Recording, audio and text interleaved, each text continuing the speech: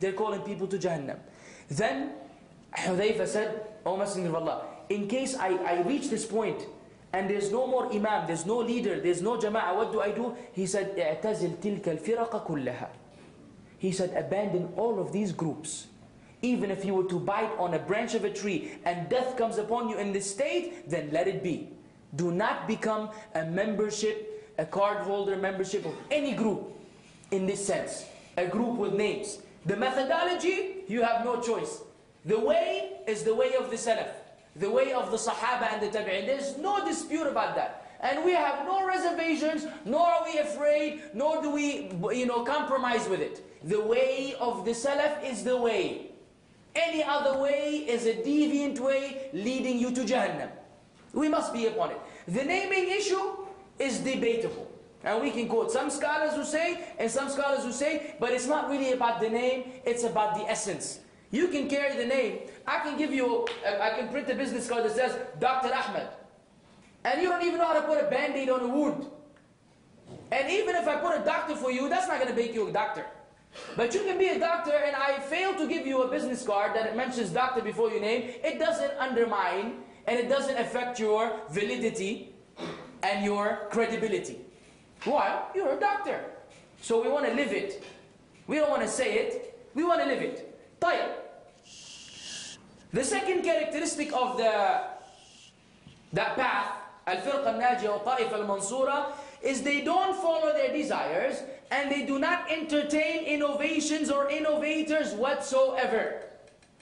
Because Allah said about them, أَفَرَأَيْتَ مَنِ اتَّخَذَ إِلَهَهُ هَوَاهُ. Have you seen the one who's taken his desires as his God, as his object of worship, as the one who tells him what's halal and what's haram, what to do, what not to do, his own desires? Have you not seen them? They have taken their desires as their God. Oh, this is a characteristic of all people of innovation. His idea, his understanding of this one hadith, he will apply it. Not the understanding of the Prophet ﷺ and the Sahaba.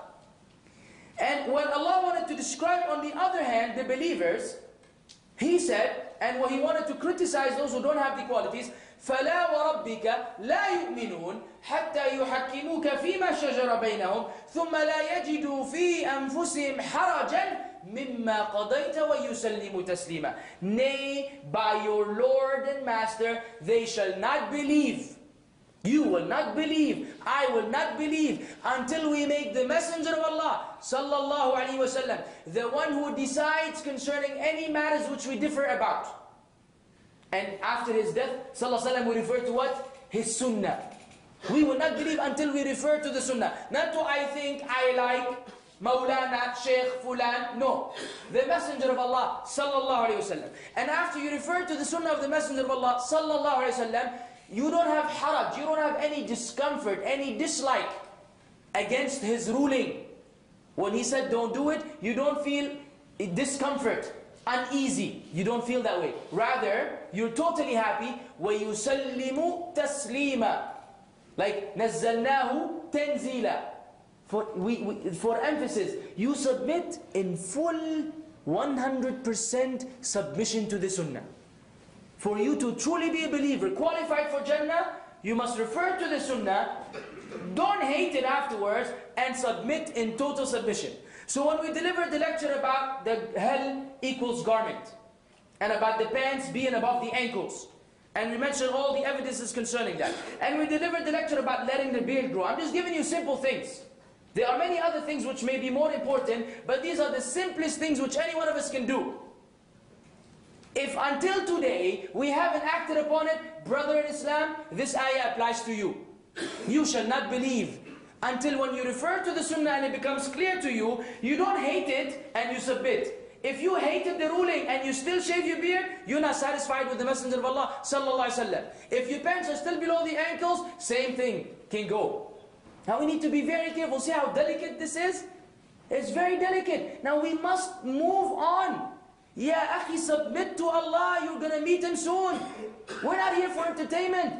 So what, you have some facial hair that the people don't like? Who cares? With Allah, this may allow you to Jannah or throw you in Jahannam. Facial hair, facial hair. Why? It's the sunnah of the Messenger of Allah. And Allah negated belief from you until you reach this level. إنما كان قول المؤمنين إذا دعوا إلى الله ورسوله ليحكم بينهم أن يقولوا سمعنا وأطعنا. The only statement of the true believers, not the fake ones, when they're called to Allah and His Messenger to judge between them, is they say, we hear and we obey. We're not the Jews. We're not the Jews. سمعنا وعصينا. We hear and we disobey. No. We hear and we obey. Until we obey, we're not really part of the believers in the ultimate sense. And the quality of the Ahlul Sunnah wal Jama'ah, al-Ta'ifa al-Mansura, wal-Firqa al-Najiyah, is that their iman is sound. They love the Sunnah, they live by the Sunnah, they teach the Sunnah, and they don't care about anyone who opposes the Sunnah. Inshallah, everyone at work will criticize you tomorrow. It does not matter to you because Allah is pleased. رَضِيَ اللَّهُ عَنْهُمْ وَرَضُوا عَنْهُ. This is the mentality. If every Muslim had this, wallah, we will be in the best condition today. But unfortunately, it is absent. We don't all feel this way. We ask Allah to make us feel this way. But this is the fine line between guidance and deviance.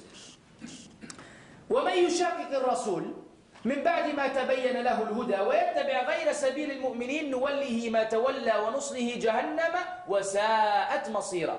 Allah further warned us, whoever opposes the messenger after the guidance has become clear, manifest, and he follows a path other than that of the believers, which were the Sahaba at the time of revelation, we will allow him to travel on this path, but we will cast him in Jahannam, and what an evil abode. Allah will let the person go astray.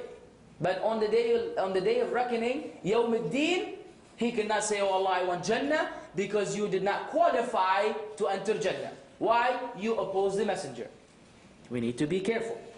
Hadith of Muawiyah radiallahu anhu wa ardah, which was narrated by Ahmad and Abu Dawood in the Hadith al-Sahih, he said, وَإِنَّهُ سَيَخْرُجُ فِي أُمَّتِي أَقْوَامٌ تَجَارَى بِهِمْ تِلْكَ الْأَهْوَاء كَمَا يَتَجَارَى الْكَلَبُ بِصَاحِبِهِ لا يبقى منه عرق ومفصل إلا دخله. Muawiyah said in the hadith of the Prophet sallallâhu alayhi wa sallam, and verily they will come out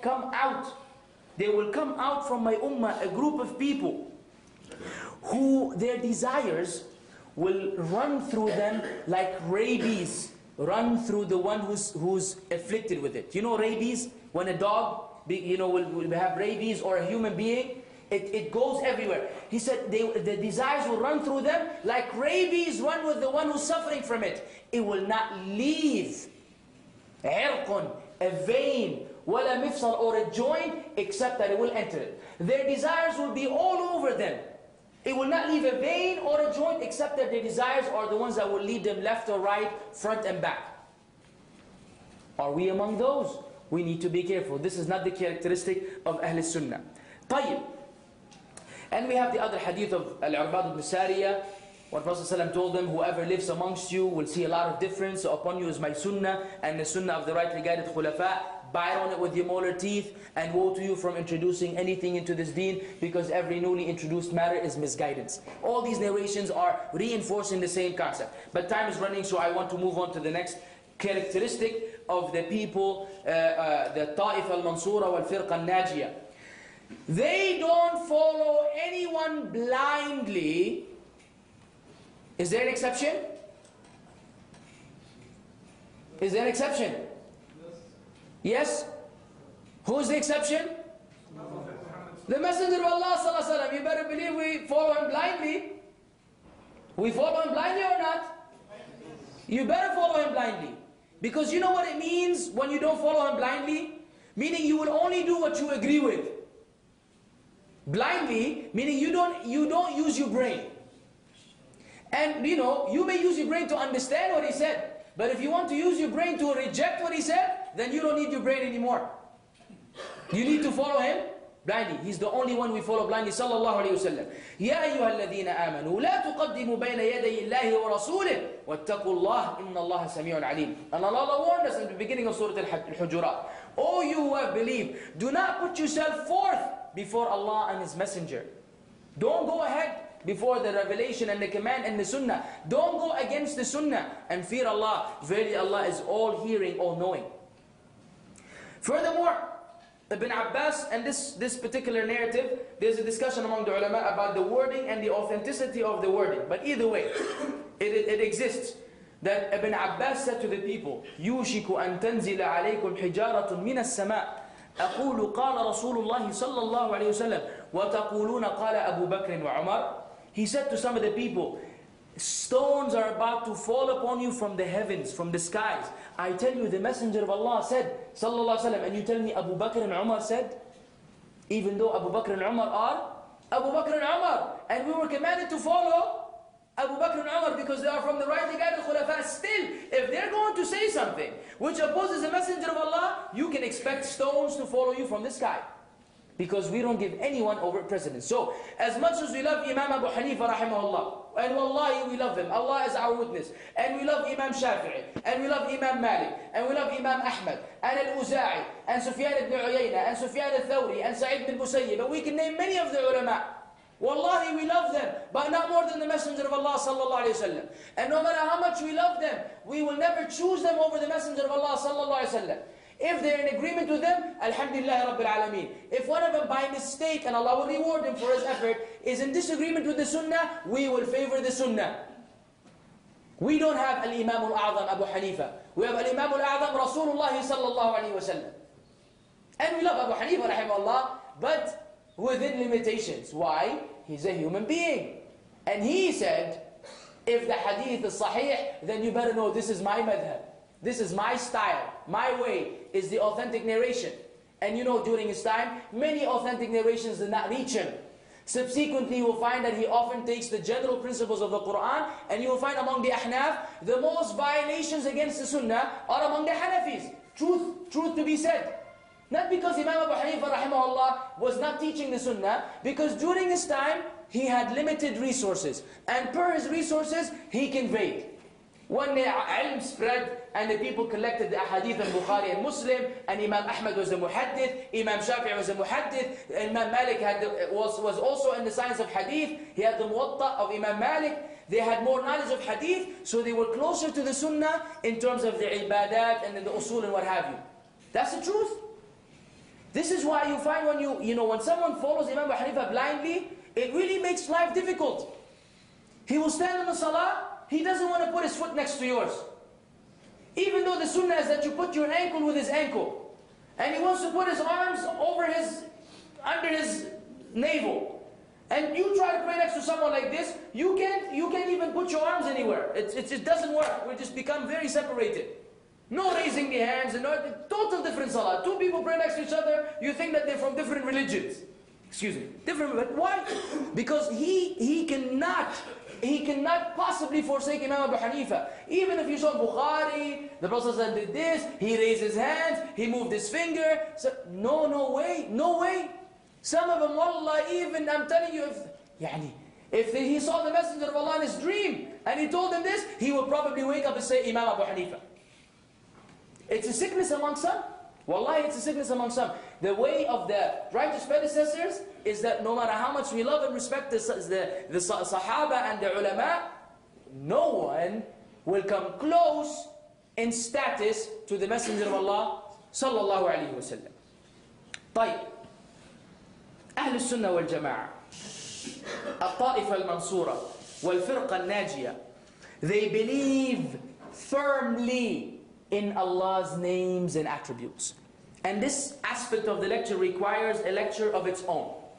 But I will briefly give you the main distinct differences between the At-Ta'if al-Mansura and the deviant groups. We believe everything Allah described Himself with in the Quran.